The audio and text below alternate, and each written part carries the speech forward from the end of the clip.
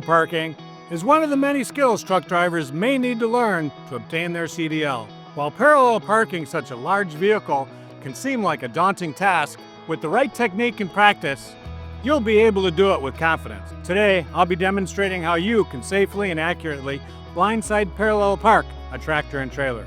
First, pull past the spot you intend to park in. Then stop once the rear of your trailer is lined up with the front of the space.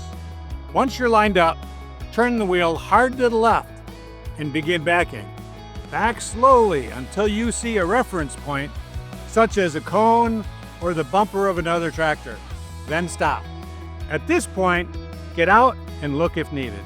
Next, turn the wheel to the right and continue backing until the tractor and trailer are lined up with each other.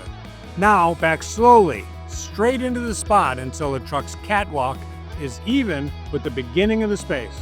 Then stop. Get out and look around your trailer. Check for obstacles and ensure you have sufficient space to continue the backing. Adjust as needed.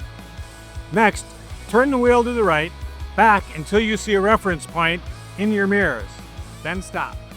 Finish by turning the wheel to the left, backing up until the truck is straight with the trailer and in the spot. Now stop.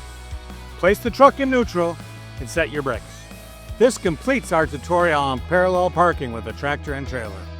Remember, as with all backing, taking your time and getting out to look as often as you need to is key to success. If you're looking to join a company that's invested in driver safety, check out schneiderjobs.com or call 800-44-PRIDE. As always, remember to like, subscribe, and leave a comment below.